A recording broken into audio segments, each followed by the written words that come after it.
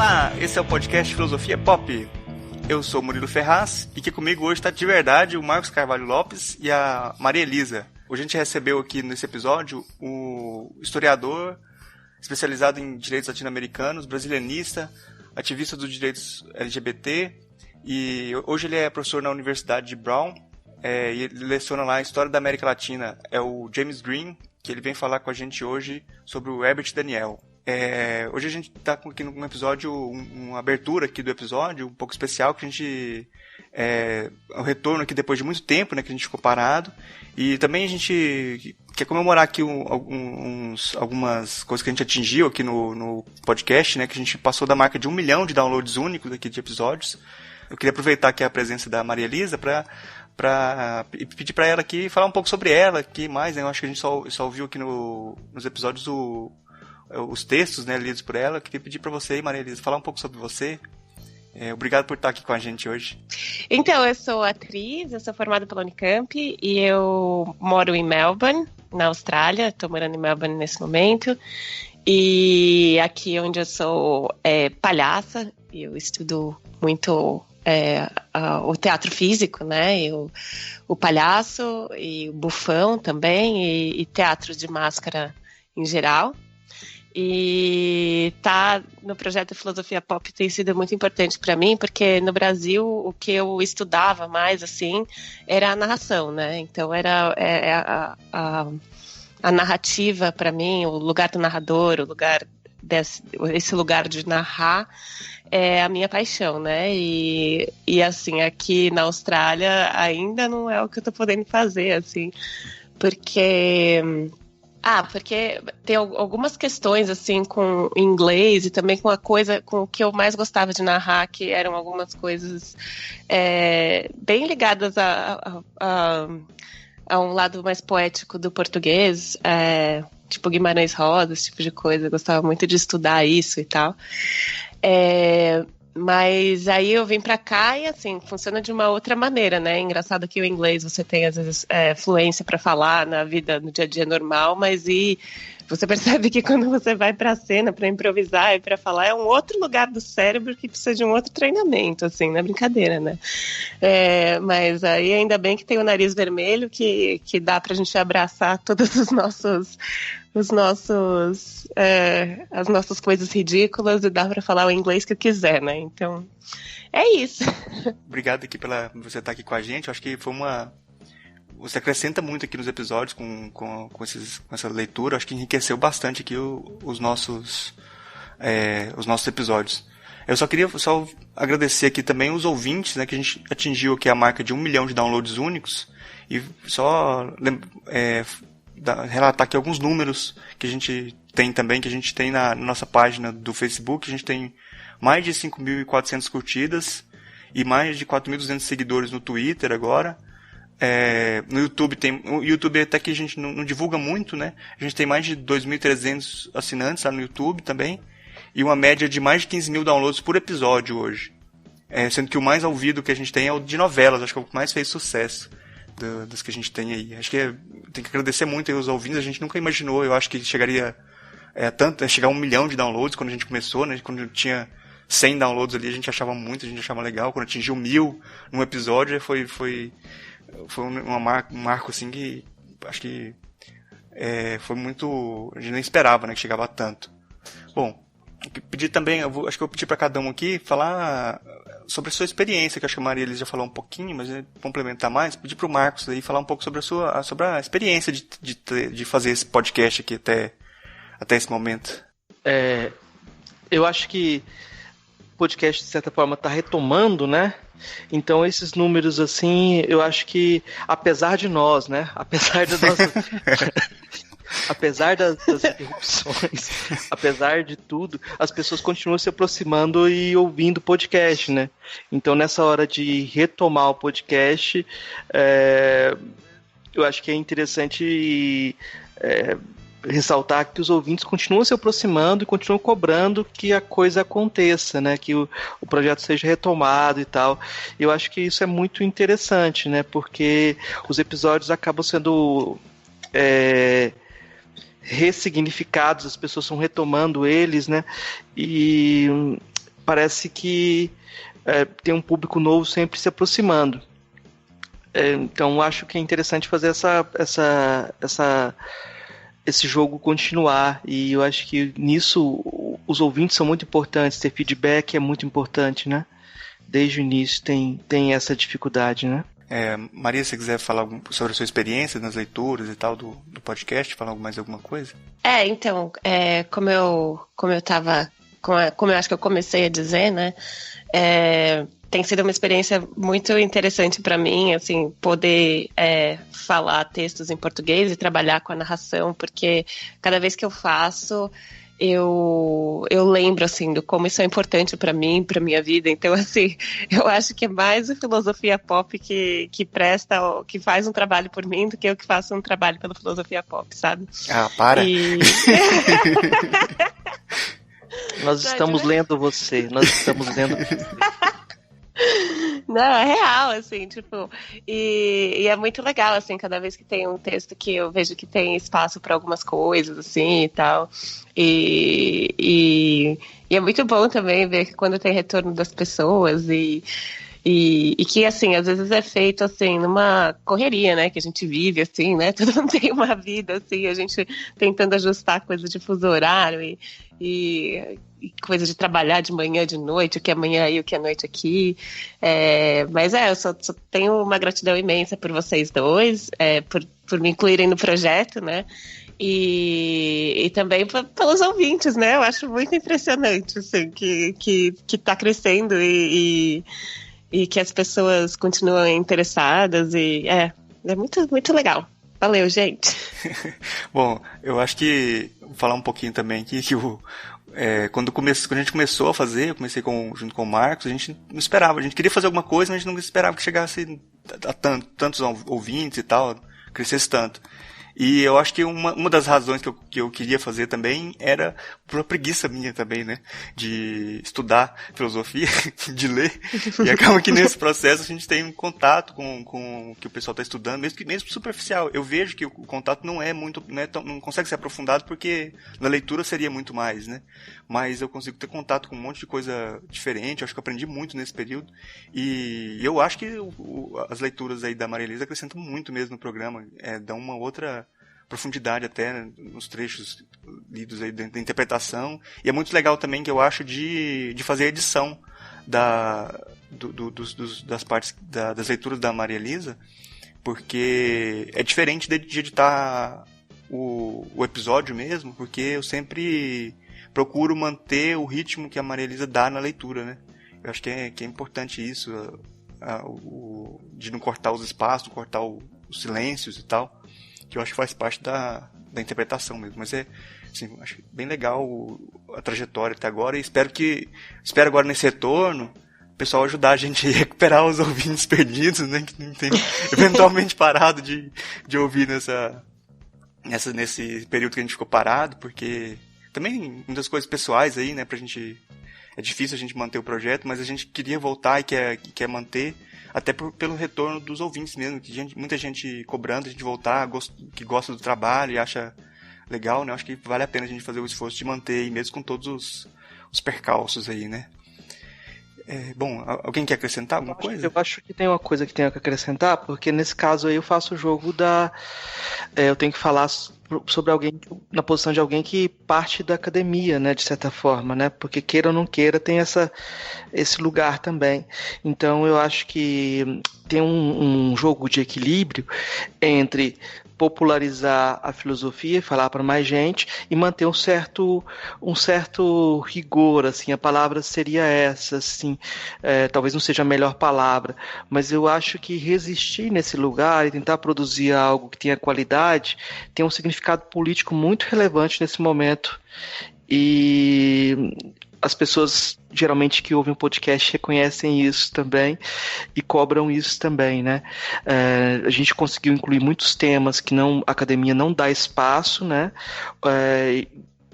Abrindo diálogos muitas vezes que não acontecem, e esses diálogos têm dado resultados, assim, e eu acho que isso é muito, muito relevante. os números por si só, eles acabam dando um tipo de credibilidade e um aval para o trabalho que foi feito, né?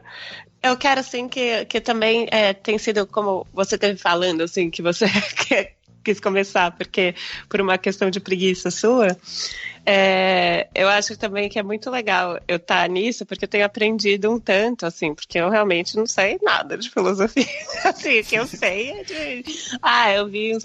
Só que, assim, eu tentava... Só que eu sempre quis saber filosofia, sabe? Assim, tipo, eu acho muito legal. E aí, às vezes eu tentei ouvir alguns podcasts, assim, e aí o cara já começava, não sei o quê, porque eu já... Ixi, e eu não conseguia entender já do começo, assim. Primeira frase, eu já falava, não vai dar. E eu, nesse sentido, eu acho muito legal o trabalho que vocês dois fazem, assim, do Marcos também, de ser uma coisa que é acessível para quem não é pós-doc em filosofia, sabe, assim, tipo, então eu acho muito interessante também tudo que eu tenho aprendido e tudo que eu tenho me interessado, e desse interesse também surgiram alguns interesses e algumas leituras, e a partir disso também eu decidindo estudar um pouco mais a respeito de filosofia. Então, isso aí, gente, vamos juntos. Bom, uma coisa que depois que a gente gravou o episódio aqui com o James Green, o podcast Chutando a Escada também lançou um episódio depois que a gente já tinha gravado, e a gente acabou não citou ele no programa, porque eles lançaram depois da nossa gravação. Mas eu já faço aqui um convite, né, para as pessoas ouvirem também lá o Chutando a Escada número 95, que é Globalização da Resistência, também com o James Green, que é um episódio que é bastante complementar ao nosso, eu acho, que eles falam assim de outros assuntos, de uma coisa mais de política internacional, com dessa resistência, de uma resistência a esse retrocesso que está tendo no mundo inteiro, né? E eu acho que é uma conversa interessante para complementar o nosso episódio também. Eu acho que é isso aqui. A gente só queria fazer uma abertura aqui especial para esse retorno, né? Então, siga a gente aí nas nossas redes sociais, acesse o nosso site lá, o filosofiapop.com.br. Se quiser mandar e-mail pra gente também no contato@filosofiapop.com.br. E a gente está aqui, cada episódio, a cada 15 dias aqui, sempre às segundas-feiras, a gente vai estar aqui para conversar com vocês aqui sobre filosofia. Vamos aí para o nosso episódio sobre o Herbert Daniel com James Green.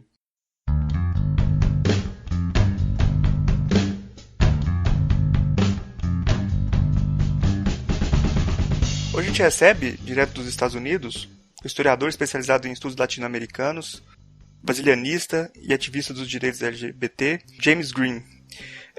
Eu gostaria de pedir para você se apresentar aí para o pessoal, para quem não te conhece ainda, falar um pouco sobre você. Eu sou americano, mas eu morei no Brasil nos anos 70, durante a ditadura, e fui um dos fundadores do primeiro grupo de militância LGBT, o Grupo Somos, de afirmação homossexual de São Paulo, e também encabeçava, naquela época, uma corrente da esquerda, um grupo dentro de uma corrente da esquerda que defendia os direitos LGBT.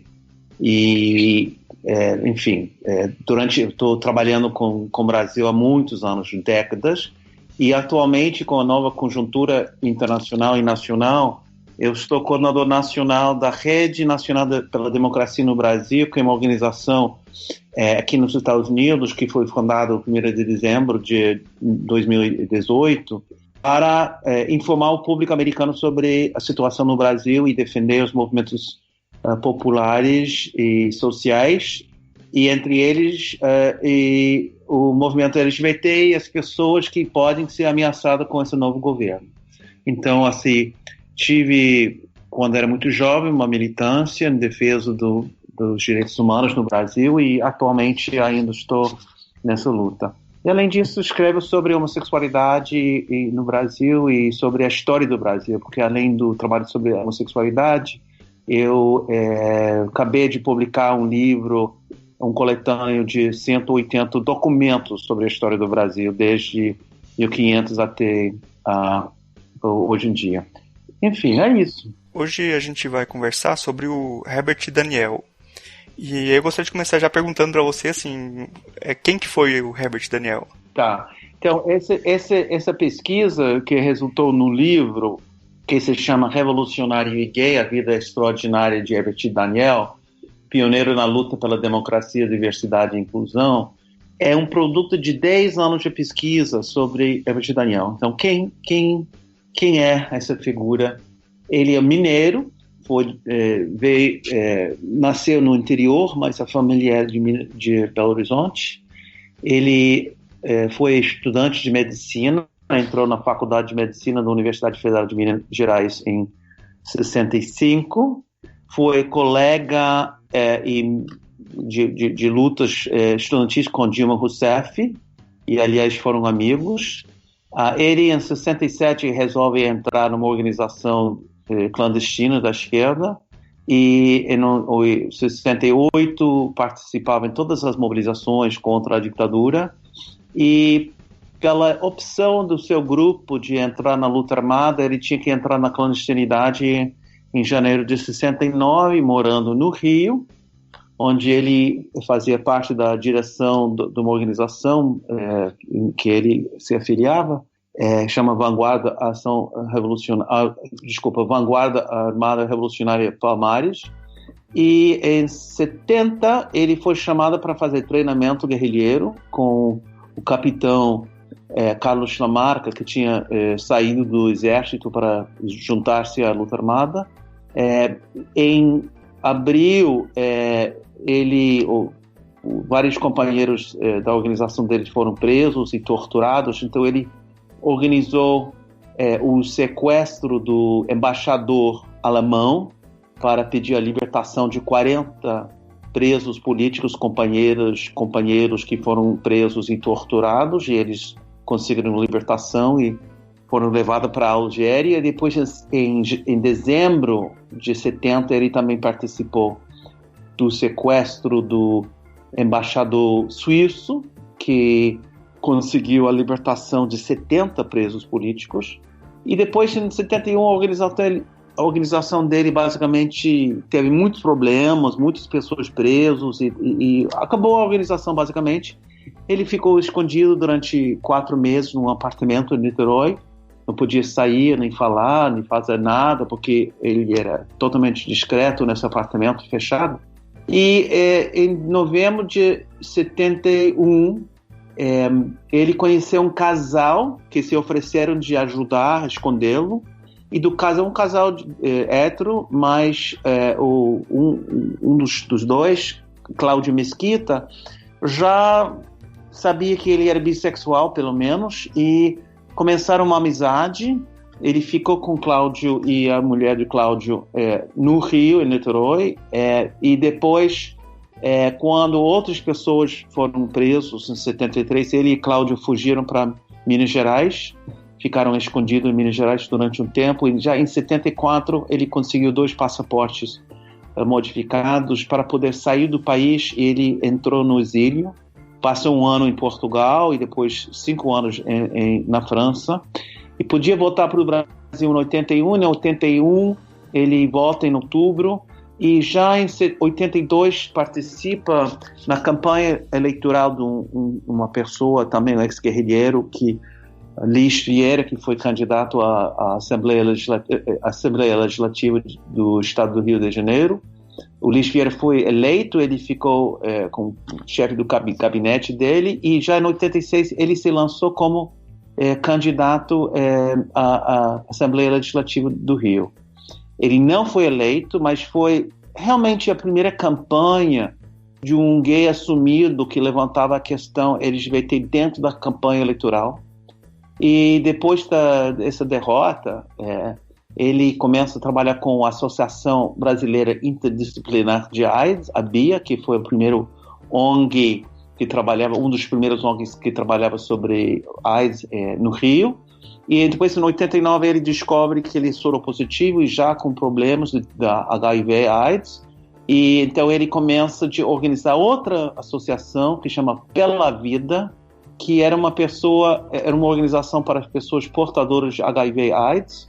E ele organiza no Rio, depois é uma organização que é fundada em outros estados, e ele fica na liderança do movimento contra as políticas discriminatórias do governo federal sobre AIDS, e ele vai transformando o discurso sobre AIDS, e depois, em 92, ele vai falecer.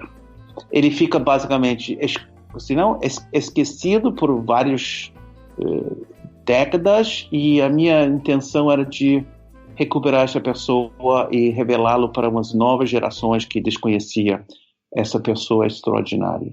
Então eu fiz esse livro para usar ele como um exemplo, um modelo, uma referência para as novas gerações, porque foi uma pessoa muito importante em forjar esse diálogo entre as esquerdas e a questão da homofobia e a discriminação das pessoas LGBT.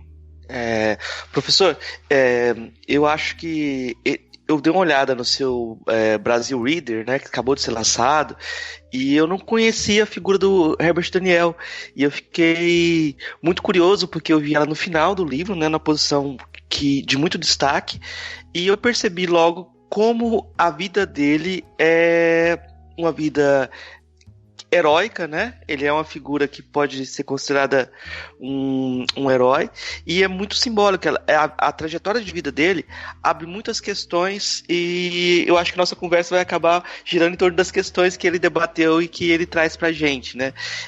Posso dizer uma coisa nessa? Eu acho que ele não ia aceitar esse nome, herói. Eu também tentei de evitar esse nome. Eu acho que ele é mais uma referência. Herói é uma pessoa...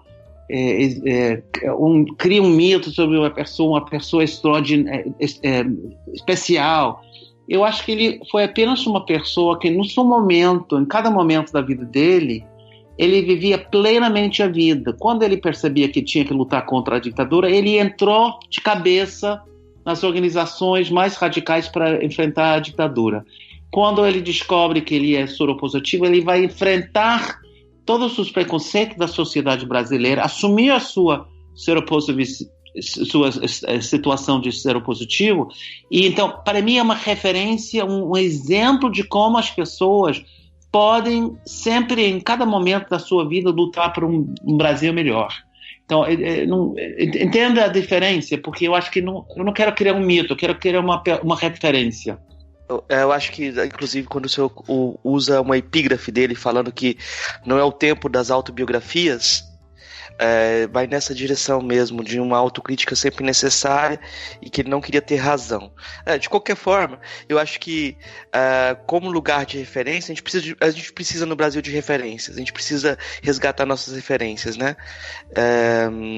Chama atenção também, para mim, quando o Obama esteve no Brasil, ele fez um discurso muito positivo sobre a Dilma, sobre a trajetória da Dilma, e muitas vezes no Brasil a gente não tem essa percepção, né, dessas pessoas que lutaram pela democracia.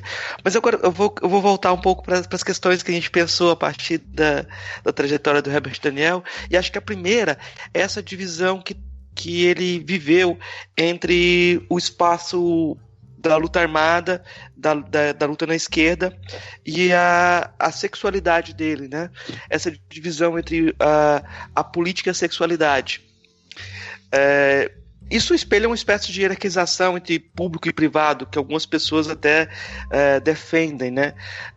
Hoje em dia, cada vez, por conta do contexto brasileiro, algumas pessoas até retomam a ideia de que as pautas identitárias ou as pautas raciais, etc., devem ser deixadas de lado para não dividir a luta, né?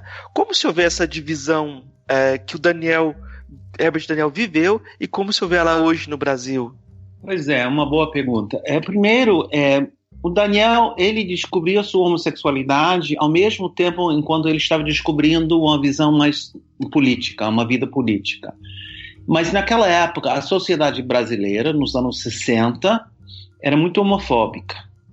Não tinha muito espaço, tinha poucas pessoas que realmente tinham uma compreensão, uma empatia para as dificuldades de um homem homossexual, uma mulher lésbica enfrenta na sociedade cheia de preconceitos e valores conservadores. Então ele sentiu dentro do movimento estudantil e depois dentro das esquerdas radicais pouco espaço. para falar sobre a sua sexualidade e a sua homoerotismo. Então, ele queria muito participar nas atividades contra a ditadura militar, então ele resolveu reprimir a sua sexualidade e não atuar ou não realizar atividades sexuais enquanto ele estava militando. Então, durante 4 ou 5 anos ele ficou celibato. Depois, quando ele vai para o exterior, para o exílio em Portugal e em Paris, ele repensa todo esse processo. Aliás, um pouco antes, quando ele já está clandestino dentro de um apartamento fechado, ele começa a repensar toda essa repressão da sua sexualidade. E ele desenvolve ao longo do tempo uma nova noção, que é uma noção que o movimento LGBT enfatiza, que eu acho que é fundamental, e a necessidade de assumir e enfrentar a sociedade e seus preconceitos para conquistar um espaço dentro de uma sociedade que não nos permite um espaço. Então ele afirma a sua homossexualidade, ele acha importante e faz parte de uma luta por uma sociedade mais igualitária, mais justa. E eu acho que não devemos, nesse período de reação, de conservadorismo, não devemos entrar de novo nessa velha trampa dizendo que as classes trabalhadoras, as classes médias são conservadores, não são preparados para entender a questão LGBT, questão homossexual. Então, devemos reprimir isso para poder juntar as forças contra a direita. Esse foi o argumento feito por parte da esquerda nos anos 70, durante o processo da democratização. Eu me lembro muito bem os debates sobre as pessoas que disseram que essas questões das mulheres, dos negros, do LGBT divide a sociedade, a gente tem que unir a sociedade. Só que isso é um argumento, para mim, muito falso, no sentido que existem homossexuais, não sei quantos, mas milhões de homossexuais, em todas as classes sociais, em todos os setores sociais, em todas as famílias. E as suas repressões, as suas faltas de liberdade são importantíssimas, enquanto outras questões sobre a opressão da mulher ou do negro, a sua discriminação, são importantíssimas e não podemos dizer, não, agora é só uma pauta econômica contra o neoliberalismo, ou agora é só uma questão democrática contra as medidas do governo atual no meio ambiente. Eu acho que nós temos a capacidade de unir todas essas questões, fazer um argumento amplo sobre a necessidade de garantir uma democracia no Brasil e respeito dos direitos humanos e dos direitos individuais, e não tentar abafar ou reprimir esses movimentos que, infelizmente, incomoda os evangélicos e as pessoas mais conservadoras. Não vai ser fácil, porque estamos enfrentando uma onda negativa, uma onda conservadora, mas eu acho que não é o caso de recuar. Eu sei que é um debate sobre isso, mas eu não concordo com as pessoas que querem recuar. Eu acho que a gente tem que seguir, porque nós estamos lutando não somente sobre a situação atual, mas estamos lutando por um futuro democrático, e eu quero estar parte dessa democracia, eu estou parte dessa democracia, eu não quero que ninguém me marginalize dessa democracia. Estou falando em termos mundiais, mas eu acho que aplica para o Brasil também. Eu acho que aplica muito forte para o Brasil hoje, né? Porque até por causa desse novo governo que a gente está tendo aí, que aí encaixando aqui que o Herbert Daniel, ele sempre foi muito crítico em relação de como que a anistia foi negociada aqui no Brasil. E aí teve uma carta dele que não foi lida no Comitê Brasileiro da Anistia, foi um silenciamento que marcou muito assim como uma repressão e preconceito da própria homossexualidade assumida dele, né?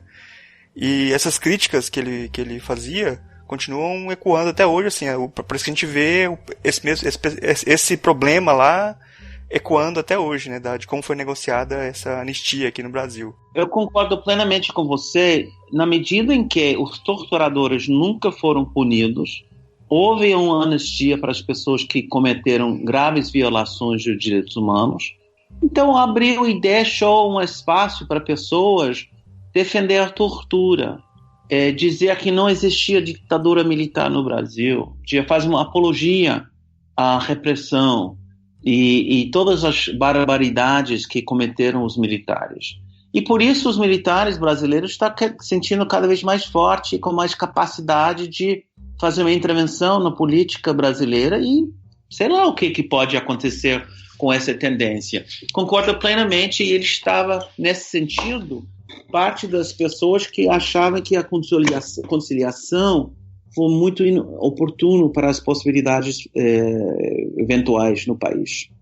Uma frase do Herbert Daniel que eu vi você citando não há democracia se ela para na porta da fábrica ou na beira da cama, né?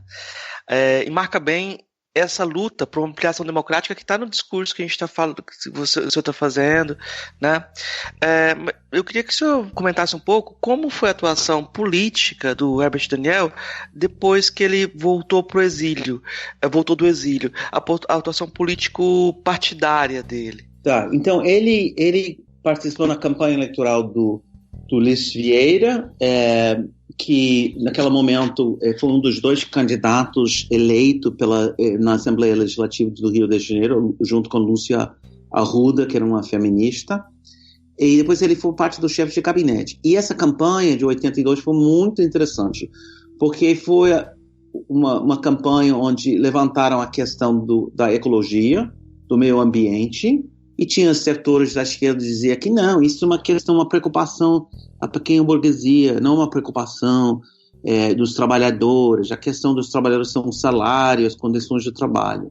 Hoje em dia, nós temos uma consciência que a questão do meio ambiente é fundamental e atinge mais as camadas mais pobres, que têm menos proteção do que as classes médias. Então, é uma questão fundamental e uma questão fundamental para a humanidade, com esquentamento do global, etc. e tal, desmatamento da selva amazônica, etc. e tal. Então, ele foi muito, muito pioneiro e visionário no sentido de levantar a questão do meio ambiente. Mas ele também, como você citou, incluiu e tentou fazer uma ligação entre as preocupações das classes trabalhadoras e a questão da sexualidade, dizendo que também o trabalhador tem sexualidade, ele tem desejo, ele tem possibilidade de ser homossexual, heterossexual. E a gente tem que pensar nos direitos democráticos para qualquer pessoa na sociedade brasileira. Então, a campanha dele levantou essas 2 questões que eram inovadoras, e até que pessoas fazendo gozação disseram que era uma campanha do viado verde. E em vez de ficar ofendido com essa brincadeira malvada, assim, meio sacana, a campanha abraçou e estamos na campanha do viado verde, porque estamos defendendo os viados e defendendo a ecologia. Bom, isso foi em 82. E quando o Ulisses Vieira foi eleito, ele participava nativamente dentro do gabinete dele, levantando propostas para a Assembleia Legislativa. Já em 85, e pela situação específica do Rio de Janeiro e o PT dentro do Rio de Janeiro, ele e outros militantes do PT e outros ativistas do movimento ecológico resolveram fundar o Partido Verde. Então, em 86, quando ele foi candidato, ele fazia a coligação com o Partido Verde, ele se afiliou ao Partido Verde, mas fizeram uma coligação com o PT e PV. Em 89, por uma situação meio única, quando houve um debate sobre quem será o vice-presidente da candidatura de Lula, o PV propôs Fernando Gabeira. E depois esse nome foi vetado por setores do PT, que eu achava que não era o caso. E o PV tinha que decidir, bom, o que eles iam fazer. Eles propuseram e Daniel aceitou ser candidato do PV para a presidência. Só que depois de 2 ou 3 meses, ele retirou a candidatura dele por vários motivos, entre eles a situação da soropositividade dele em certos problemas de saúde. Então ele foi, durante um período, o pré-candidato do PV, em 89, e depois o Gabeira assumiu esse papel e tirou muitos poucos votos nesse momento. O PV realmente não teve muito sucesso. Mas, então, esse foi um terceiro momento político partidário. Eu acredito, mas eu não posso falar com ele porque eu não sou eu não tenho acesso a ele para saber qual seria a sua atitude hoje em dia sobre a situação política, se ele teria saído do PV. Eu não tenho esse acesso ao Herbert Daniel para informar o leitor sobre a sua posição política atual, mas eu tenho certeza ele estaria ao lado das lutas democráticas no país e teria votado corretamente nas últimas eleições. Uhum. O senhor falou sobre a AIDS, né, de ser soropositivo, e o Herbert Daniel trabalhou com o conceito de morte civil para descrever como a AIDS era retratada nas narrativas da imprensa. O que é essa morte civil? Ele foi muito interessante, porque no primeiro momento da campanha para educar, informar o público sobre AIDS, criou-se uma noção de que AIDS implica a morte. Se você está infectado com o vírus, você vai morrer. Isso criou tanto um pânico entre pessoas não soropositivas e a sociedade contra as pessoas que eram soropositivas, as pessoas imaginavam que podiam ser como homossexuais, e houve uma discriminação muito grande no primeiro momento. A mídia promovia a AIDS como uma praga gay, havia muito paranoia, muita discriminação, muito artigos na mídia assustadores. Então ele percebia, e também tinha setores de movimento LGBT que achavam que era necessário assustar os gays para usar camisinhas ou tomar prevenção. E Daniel falou não, inclusive psicologicamente, mas inclusive que ele argumentava corretamente pelas experiências, inclusive experiências que foram provadas pelas pesquisas depois, que quando a pessoa está assustado ou sentindo que, bom, não importa, eu vou morrer, então essa pessoa não se cuida, não se preocupa com sua saúde, baixa autoestima. Então ele dizia que não é AIDS, é morte, e ele dizia viva a vida, e ele dizia que as pessoas que estavam fazendo as campanhas contra as pessoas soropositivas estavam tirando a sua cidadania e anunciando com o fato que a pessoa era soropositiva que já ia morrer. Então tirava os seus direitos democráticos como cidadão e dava um certificado de morte para essas pessoas. Então ele usou outra lema, outra consigna, que era a melhor cura de AIDS é solidariedade. E você vai pensar, mas como assim? A melhor cura de AIDS é medicina, um médico, é um tratamento, um remédio, alguma coisa assim. Mas ele sacou muito bem que naquele momento de medo, de paranoia, a melhor maneira de trabalhar com as pessoas que eram soropositivos era de dar muito apoio, muito amor, muitos abraços, muita solidariedade, muito conforto, muito abraço. Então ele usou esse argumento contra outras pessoas que argumentavam que tinha que assustar as pessoas, e eu acho que ele tinha toda a razão. Ele foi, nesse sentido, no Brasil, muito, muito avançado, muito além do normal.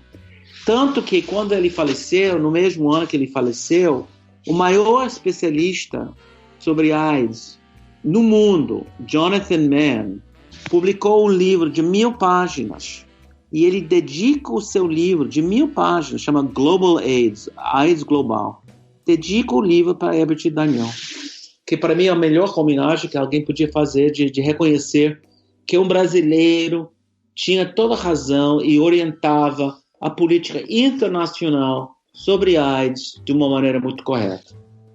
Professor, eu tenho uma formação em filosofia e eu vejo esse conceito de morte civil como muito potente e algo que devia ser explorado, inclusive devia ser retomado pelo pensamento, para as pessoas pensarem em situações de modo amplo, né?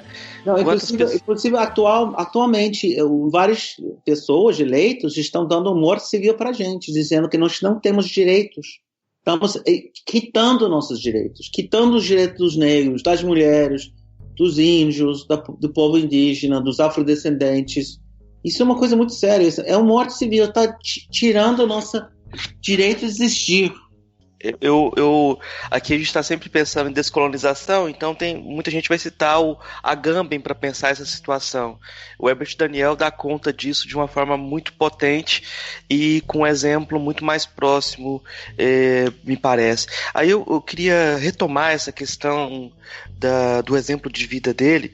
Eu fiz uma pesquisa, tem um livro sobre a Legião Urbana, mas principalmente sobre a figura do Renato Russo, né? Uhum. Eu vou fazer uma ligação entre os dois, que a imagem pública do Herbert Daniel se assumindo portador do HIV na mídia, dando entrevista com o companheiro dele, Cláudio Mesquita, foi um marco na imagem da AIDS na luta contra a doença, né?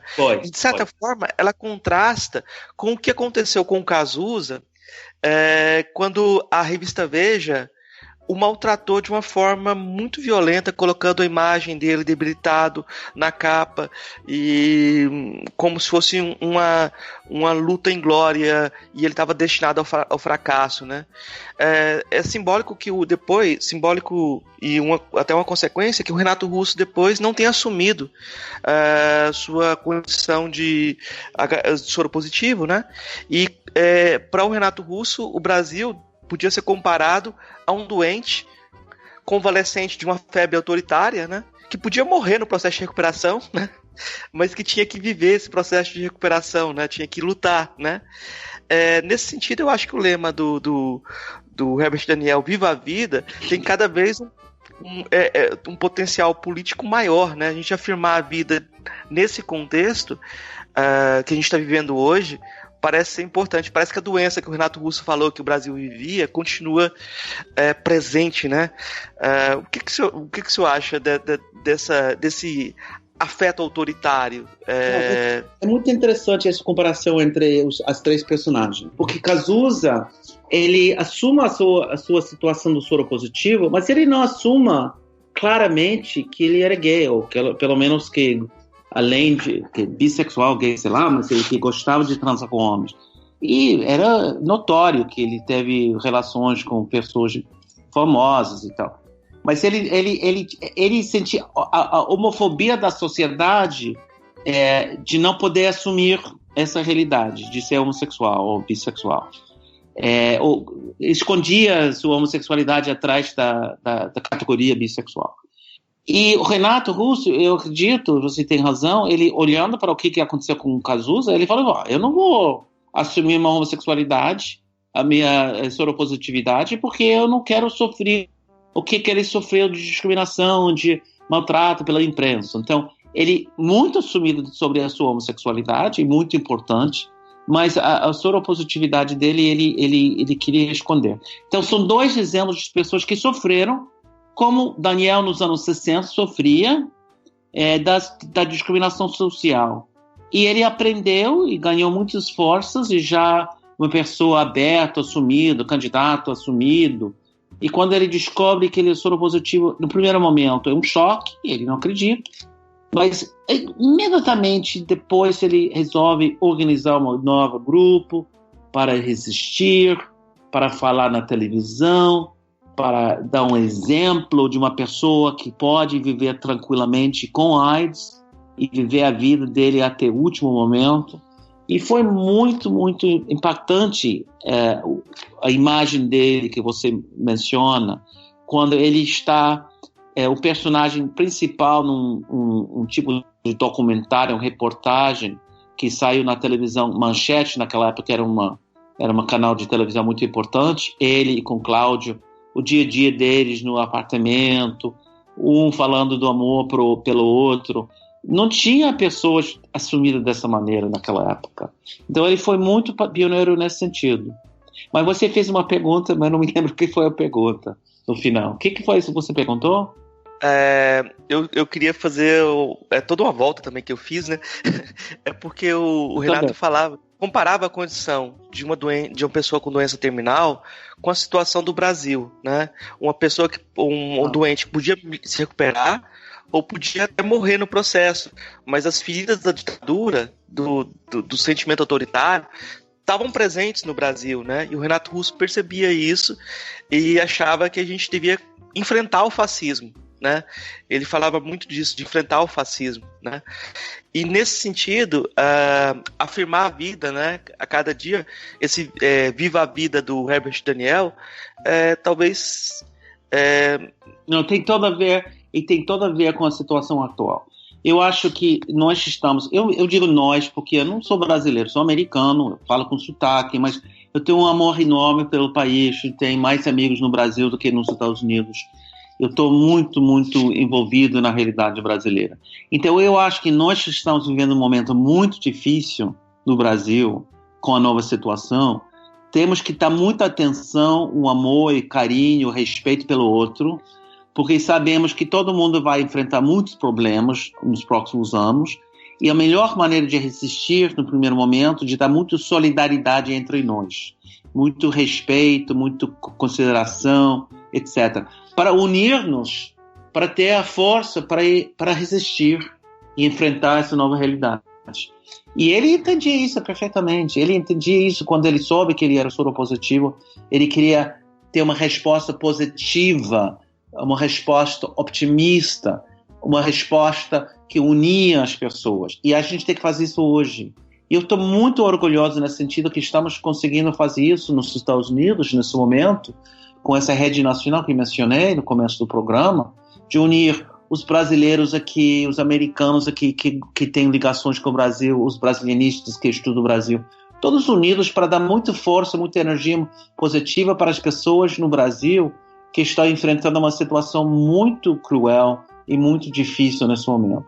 E, infelizmente, nós temos uma experiência anterior da eleição de Donald Trump e 2 anos de conviver com essa pessoa que nos ajuda a entender, ter compreensão da realidade brasileira, embora que eu sempre falo que o Bolsonaro é 10 vezes pior do que Donald Trump.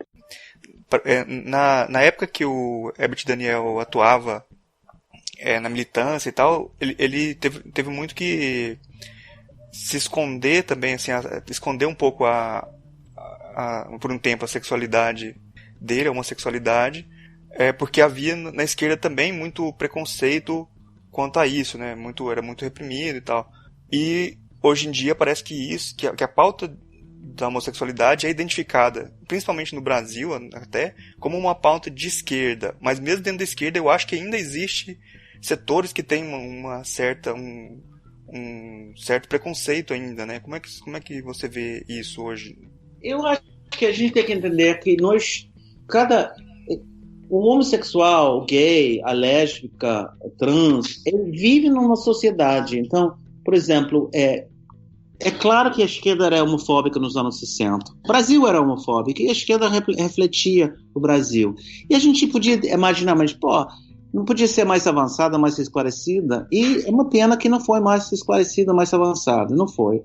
E houve um processo muito importante de gays e lésbicas e trans ao longo dos anos que organizaram os primeiros grupos, publicaram o Jornal Lampião, publicaram outras revistas, organizaram reuniões, encontros, as paradas. Conquistamos um espaço enorme na sociedade brasileira, de milhões de pessoas nas ruas. Eu acho que as maiores mobilizações nos últimos anos não foram o movimento contra o impeachment da presidenta, não foram movimentos a favor do Bolsonaro, foram o movimento LGBT, que mobilizou em todo o país com as paradas, que era uma mistura de uma afirmação, um carnaval e um ato político de resistência. Então, eu acho que nós conquistamos esse espaço no passado, nós conversamos e conseguimos modificar a opinião. O que me chama muita atenção nesse momento, durante a campanha eleitoral, e quando as pessoas falaram por que ele não, no movimento ele não, todo mundo dizia: essa pessoa é uma pessoa racista, misógina, homofóbica, ou seja, nossas reivindicações foram integradas no discurso claro sobre o que implicava a eleição dele. Então, isso, para mim, implica que houve uma mudança na consciência das pessoas, que é uma nova geração muito mais aberta, mais democrática, mais inclusiva, que abraça as pessoas. As pessoas estão mais assumidas, então estão cobrando o seu espaço dentro da sociedade, dentro dos movimentos, dentro das escolas, dentro das universidades. Então, a sociedade brasileira mudou. O fato que estamos fazendo esse podcast é um exemplo que mudou muito. Agora, estamos em uma situação difícil, porque pessoas querem acabar com o nosso espaço, querem limitar nosso espaço, querem criar medo de fazer podcast e fazer outras atividades. As pessoas recuaram.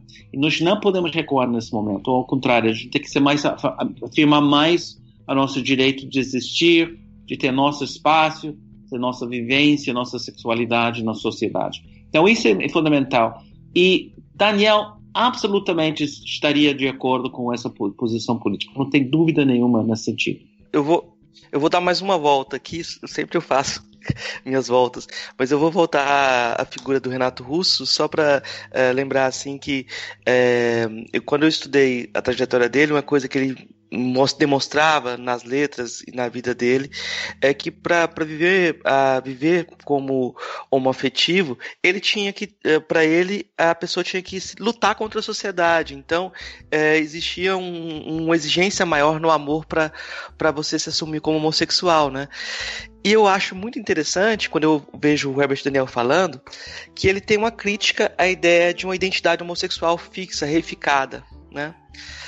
E parece que a vida dele é um exemplo dessa abertura poética para se reinventar. Eu tinha pensado em perguntar para se reinventar como homossexual, mas eu acho que talvez seja melhor para falar para se reinventar, né? Enquanto ser humano, né? Como que você vê a ideia de essa perspectiva dele sobre a identidade homossexual? Então é uma boa pergunta, porque na verdade ele vai mudando as suas ideias sobre essa questão. Em primeiro momento, quando ele assume, na verdade, a sua sexualidade na clandestinidade, quando ele está ainda escondido com Cláudio e a esposa de Cláudio, e quando eles estão juntos em Niterói em 72, 73, escondido, quer dizer, com cartazes dizendo terrorista, o nome dele, foto dele. Mas ele assume a sua sexualidade dentro de um contexto clandestino. E em certo sentido, quando ele estava na Europa, eu acho que ele foi muito influenciado pelas ideias de pensadores franceses. Ele criticava tanto o que ele chamava do gueto, do espaço gay dentro da sociedade francesa, quanto a identidade gay, argumentando que as pessoas que viviam dentro do gueto ficavam isolado da sociedade e enfatizava um aspecto da sua essência e negava outros aspectos da sua essência. Mas é irônico, porque ele estava dizendo isso e chegava a essa conclusão quando ele trabalhava numa sauna gay em Paris. Ele trabalha em 2 saunas gays. Então ele vivia dentro do espaço do gueto, que é a sauna, e criticava esse espaço. Eu acho que nesse sentido, porque ele sempre... Eu acho que, no fundo, ele queria integrar as suas ideias teóricas, as suas ideias políticas, as suas ideias culturais, com seu desejo sexual, sua afetividade. E ele achava que muitas pessoas enfatizavam apenas a sexualidade da pessoa e faziam da sua sexualidade a sua essência. Então, isso foi uma crítica muito grande que ele teve no primeiro momento, quando ele voltou para o Brasil, ao movimento LGBT. Mas, já como candidato, em 86, ele muda da ideia e valoriza a necessidade de afirmação homossexual para forjar um movimento político para transformar a sociedade. E quando ele começa a trabalhar sobre a questão de AIDS, ele afirma ainda mais a questão de afirmar a sua condição de pessoa soropositiva. Mas ao longo desse processo, ele sempre insistia que a pessoa não é uma coisa só. A pessoa são muitas pessoas, muitas identidades. E eu concordo com ele nesse sentido. Eu acho que era fundamental, e ainda é fundamental, uma afirmação da nossa sexualidade pública para fortalecer o nosso movimento e forçar um câmbio social. Mas eu não sou somente gay, eu sou professor, sou americano, sou uma pessoa da esquerda, sou uma pessoa que gosta de cultura, de música. Enfim, eu sou muitas coisas num corpo só. Eu acho que ele trabalhava isso também e exagerou uma crítica em certo momento e depois repensou essa realidade ao longo dos anos. Essa minha leitura sobre as suas escritos sobre a identidade, que realmente são diferentes em diferentes momentos da vida dele. Queria perguntar, porque agora eu fiquei curioso para ver quais os seus próximos passos de pesquisa, porque eu vi que o Herbert Daniel foi um personagem que apareceu de forma tímida no seu trabalho, além do carnaval, né? E agora ocupou um papel muito central, né? E agora, qual é o caminho do seu diálogo com a sociedade brasileira, assim? Então, eu este ano fiz um coletâneo de artigos que chama História do Movimento LGBT no Brasil, junto com Renan Quinalha, Marice Fernandes e Márcio Caetano, que lançamos em novembro. E é um livro muito interessante sobre a história do movimento LGBT no Brasil. E agora a minha editora da Unesp há muito tempo está reivindicando uma nova edição do Além do Carnaval, que está esgotado e me disseram muito caro no internet. Então a gente vai editar uma nova edição com um capítulo novo que vai... o livro termina no 1980, então eu vou atualizar terminando o último capítulo trabalhando sobre os últimos 2 décadas do século XX. Agora, na verdade, eu estou com um projeto de fazer uma nova edição totalmente revisada de um livro do historiador Thomas Kidmore sobre a história do Brasil. E ele faleceu, mas eu estou na cátedra dele aqui em Brown University e a viúva dele me pediu fazer uma nova edição, então vou fazer essa nova edição do livro. E depois o próximo livro de novas pesquisas será um livro que chama Geração 77 e é sobre a geração em São Paulo de estudantes e juventude que lutou pela democracia, no processo da democratização. A minha intenção é de pegar 7 pessoas com biografias distintas e acompanhar suas trajetórias e como eles atuaram nesse contexto do período de 74 até 80, esse período em que, para mim, o ano 77 foi fundamental, foi um momento de mobilizações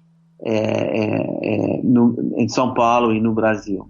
E depois eu tenho um projeto muito antigo que eu vou voltar a trabalhar com esse projeto, porque no livro Além do Carnaval eu descobri, acho que ninguém tinha descoberto isso antes, que um centro de sociabilidade homossexual no Rio, no século XIX, foi a Praça Tiradentes, no Lago de Rocio, ao lado da estátua do Dom Pedro I.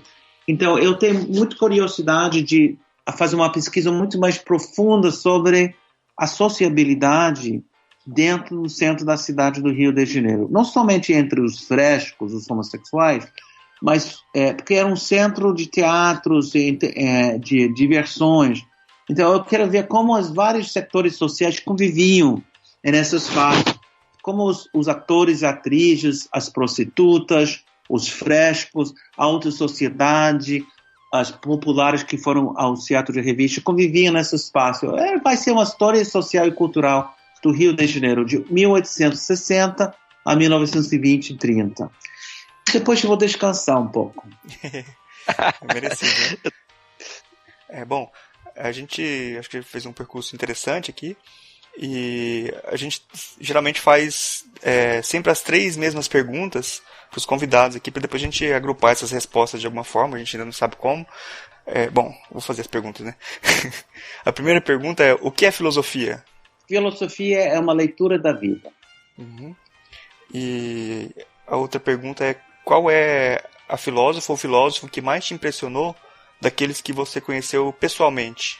o Chico Buarque de Holanda. E Chico Buarque de Holanda, não sei se você vai chamar ele de filósofo, mas eu acho que ele é uma pessoa muito querida, a maneira que ele entendia o Brasil, a cultura brasileira nos anos 60, a banda, que linda essa música, o retrato de uma cidade, uma pequena cidade, as pessoas curtindo a vida.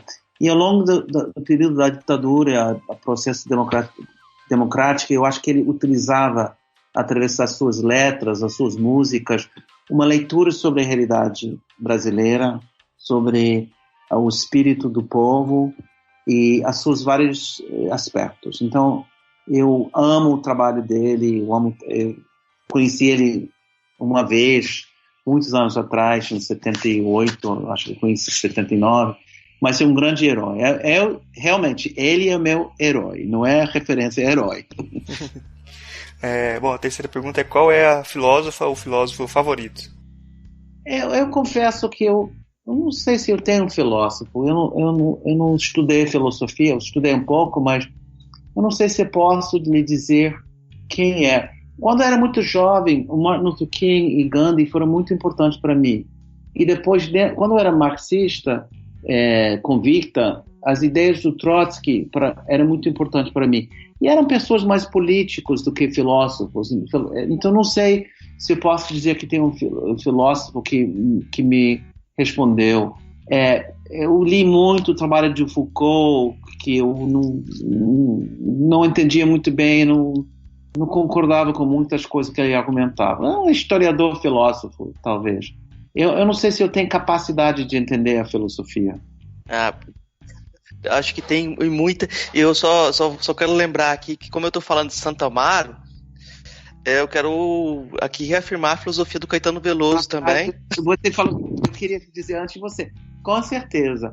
Não, eu amo Caetano Veloso. É música, eu assisti vários concertos dele, mas ele acerta e falha em sua leitura da realidade. Às vezes ele acerta muito. Está acertando nesse momento, mas em outros momentos não acerta. Isso me frustra com ele. Chico sempre acertou. Está sempre do lado correto das coisas. Por isso eu amo ele. Porque ele podia vacilar e ficar alienado. Ele não faz isso, não. Nesse sentido, é uma pessoa maravilhosa. Nisso aí você acertou de novo. Bom, vamos para a parte das indicações aqui. A gente sempre pede aqui que o convidado indique algum material pros ouvintes aí. Pode ser qualquer coisa, não precisa ser necessariamente livros, mas pode ser também. Eu sou muito animado porque eu estou começando a trabalhar com uma cineasta para fazer um filme baseado no livro de Herbert Daniel. E essa pessoa é Flávia Castro. E ela é uma pessoa que fez um documentário sobre a ditadura que amo, que chama Diários de uma Busca. É sobre a vida do pai dela. É um documentário super sofisticado. E acabou de lançar outro filme que ainda não está circulando em festivais ainda, chama Deslembro, que é sobre uma jovem que volta da França, do exílio, os pais eram exilados e ela era um jovem no exílio, que volta para o Rio em 79 e quer descobrir o paradeiro, o destino do seu pai, que era desaparecido. Eu amei o primeiro trabalho dela, conheci ela conheceu Daniel quando ela voltou em 79 e ela queria ser uma grande escritora e Daniel passou uma tarde com ela, ajudando ela a pensar em como tornar uma novela que ela estava escrevendo, era um roteiro. Então, quando eu lancei o livro, alguém me deu um conselho. Várias pessoas vão entrar em contato contigo para poder procurar os direitos do seu livro para fazer um filme. E, de fato, foi procurado por várias pessoas, produtores e diretores, e eu resolvi fazer com ela, porque ela conheceu o Daniel, ela tem uma sensibilidade muito grande, e então estou muito animado, que foi um sonho da minha vida tentar fazer um filme. Eu vou colaborar com ela como co-produtor do filme e espero em 1, 2, 3, 4, 5 anos, depende da situação, econômica, política e social do Brasil, lançar esse livro sobre um recorte sobre a vida dele. Não vai ser um biopic, não vai ser uma biografia que começa no nascimento dele e termina na morte dele, ou vice-versa, porque eu acho que o livro já conta essa vida rica, com muito detalhe, mas nós queremos pegar um recorte da vida dele e fazer desse recorte um filme lindo. E ela tem uma sensibilidade muito grande. Então, eu estou muito animado, então recomendo as pessoas conheçam os trabalhos delas e ficar antecipando o filme que ela vai fazer sobre Daniel. Uhum. Marcos, você tem alguma indicação? Sim. A indicação básica aqui para essa conversa é realmente o livro que o professor acaba de lançar sobre o Herbert Daniel, que eu ainda não terminei a leitura, então eu estou no meio do caminho. Ele já disse Revolucionário Gay, a Extraordinária Vida de Herbert Daniel. Eu acho que é fundamental descoberta, e para toda a riqueza da nossa conversa aqui, eu espero que muita gente vá atrás do livro a partir da conversa. E eu vou indicar aqui também o álbum Stonewall, do Renato Russo, né, que eu acho que é bem interessante e acho que merece ser analisado com mais detalhes, que as pessoas o escutem lá e vejam o contexto e vejam o que o Renato Russo estava querendo fazer com aquele álbum, que eu acho bem representativo, assim, bem interessante. Eu falo porque quando eu escrevi sobre a Legião, eu não escrevi sobre esse álbum, não escrevi sobre os álbuns solo do Renato Russo, mas esse álbum em específico eu acho um manifesto muito, muito forte, né? Acho que são essas duas indicações, mais o podcast que a gente fez sobre Desbunde com o Haroldo André, né? O Haroldo André falando sobre o Desbunde. Ele ia participar da nossa bancada hoje, só que ontem houve um contratempo. Eu achei que não ia haver entrevista, eu conversei com ele e não deu certo para ele participar. O Haroldo André é uma figura fantástica, né? É bailarino, negro, homossexual, trabalha com a Igreja Metropolitana. Então, é uma pena que ele não tenha participado da nossa conversa hoje, mas fica a saudação e a indicação para que os ouvintes vão lá escutar o Haroldo André, que ele tem muita coisa para ensinar pra gente. Que bom. Bom, a gente está chegando aqui no final do programa. Eu queria abrir um espaço aí para o professor James Green fazer considerações finais e falar, um espaço aberto para você falar o que você quiser, divulgar trabalhos, que você se sentir à vontade aí para falar. Bom, quem que está interessado em conhecer um pouco mais sobre essa história, eu tinha a honra de ser convidada para Roda Viva, para o seu programa. Foi gravado no ano passado, mas foi colocado no ar, transmitido no ar em janeiro. Então, se você vai para o YouTube, põe meu nome, James Green, e Herbert Daniel, Roda Viva, vai aparecer. Eu fiquei muito satisfeito com a experiência de responder a 6 pessoas sobre o que era, o que foi o Herbert Daniel. O resto eu quero abraçar as pessoas que vão ouvir esse programa. Eu acho que a comunidade LGBT está com muito medo agora, sem saber exatamente o que vai ser o futuro. Será que nós vamos ter que recuar muito? Será que vai ser muito difícil? Será que vai aumentar a violência? Será que a gente não vai sentir os espaços que a gente sentia? Então eu acho que é um momento de preocupação, de medo, de recuo, mas a gente não podemos fazer isso. A gente tem que resistir, tem que juntar as forças, enfrentar essa realidade, porque nós vamos vencer. Eu sempre digo, nós temos razão. Nós temos razão. As forças que querem voltar para o passado ilusório, que nunca existia, eles não têm razão. Então a gente tem que ficar firme e lutar e vencer. É só isso. Bom, eu só quero agradecer muito aqui a presença do professor James Green, que essa conversa foi muito, muito, muito boa, muito bom ter essa conversa com você, e muito importante também nesse momento a gente conversar sobre isso. Eu achei muito, muito legal mesmo. Muito obrigado pela sua presença. Imagina, um grande abraço. Muito obrigado pelo convite. Tchau, tchau. Tchau, tchau. O que é isso, companheiro? Paris, 26 de outubro de 1979. Meus amigos, não fui anistiado. Sou um dos poucos exilados que restam fora das margens que o governo quer impor entre os anistiáveis e condenáveis.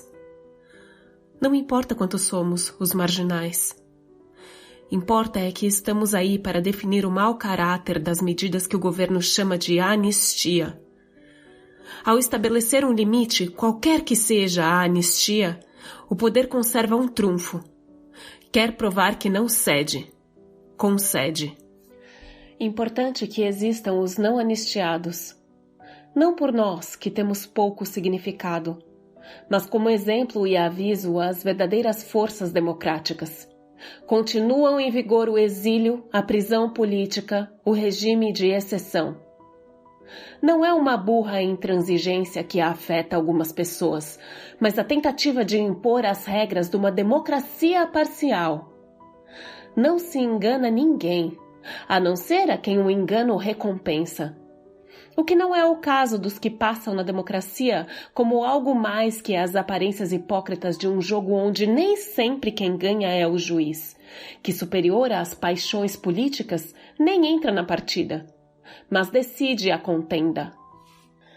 É parte do plano o fato de sermos muito poucos os bodes expiatórios. Ninguém vai fazer no caso de meia dúzia um Deus nos acuda. Pelo menos assim raciocinam os tecnocratas da ditadura com sua bem conhecida maneira de transformar política em aritmética. Porém, não se trata de contagem. Está em questão a democracia, que não é só um pouco a mais ou um pouco a menos de ditadura. Nunca foi decisiva a quantidade de exilados e presos, mas a existência mesma do exílio ou da cadeia. A anistia não é só um problema pessoal de alguns renitentes.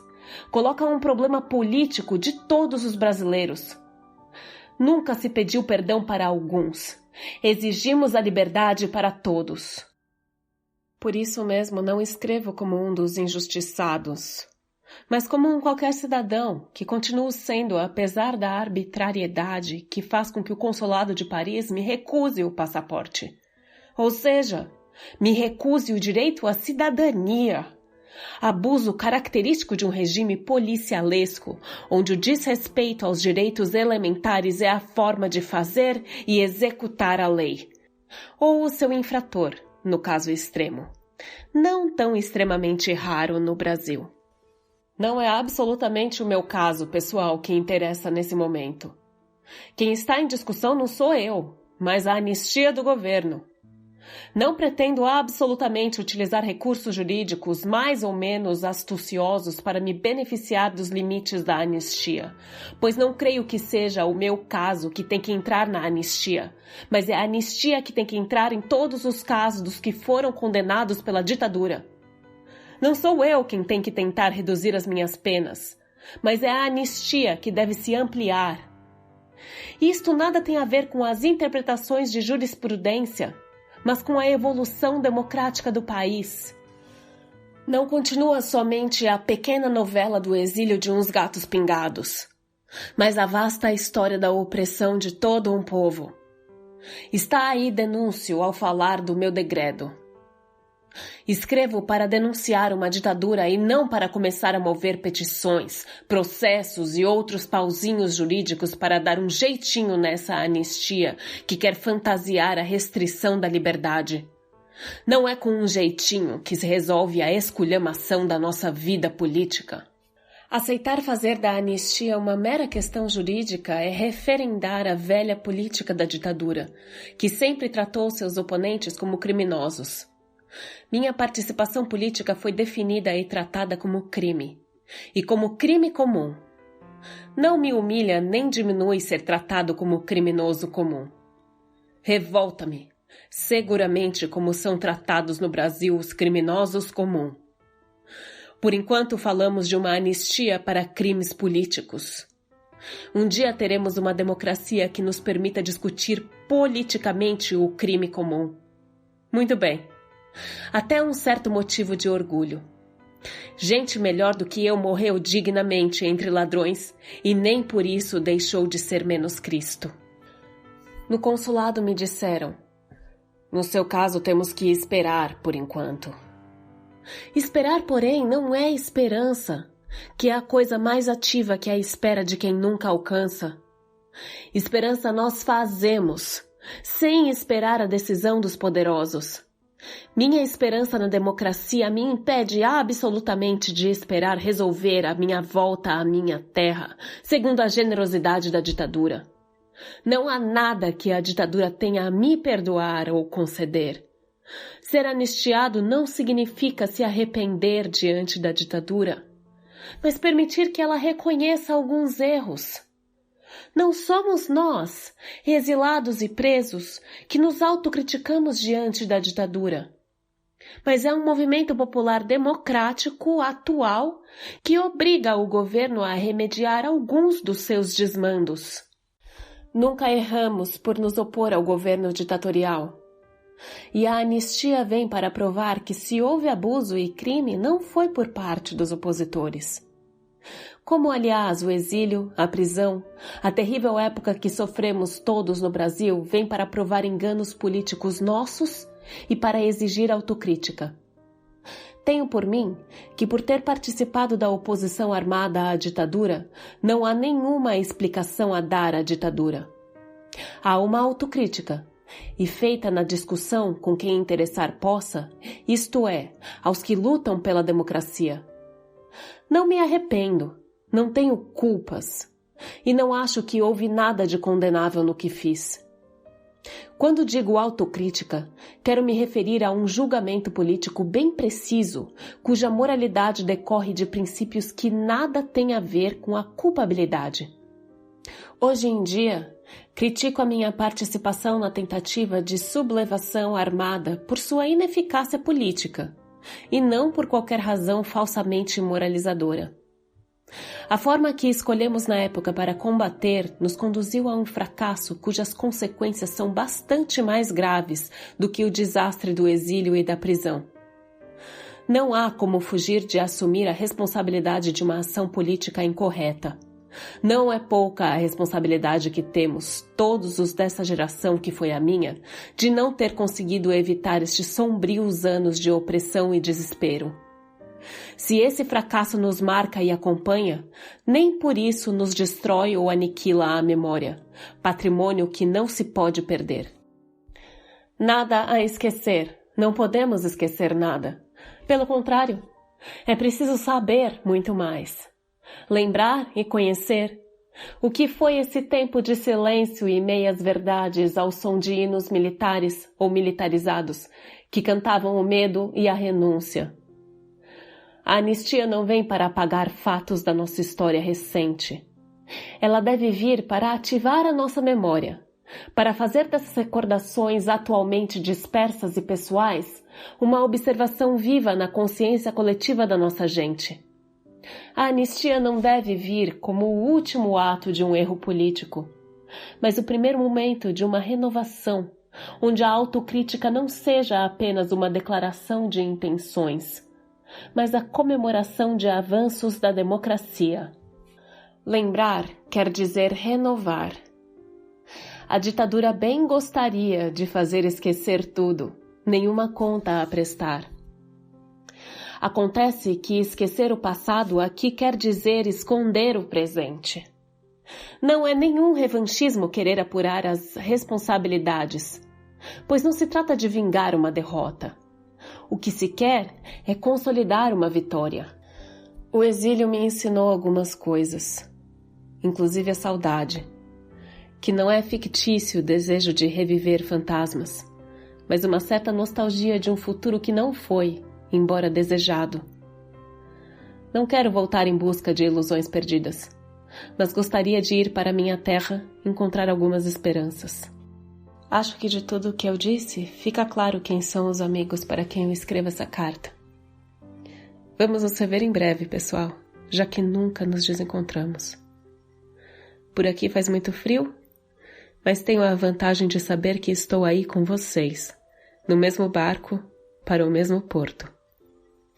O que é como um batuque, um privilégio. Até breve. Herbert Daniel de Carvalho.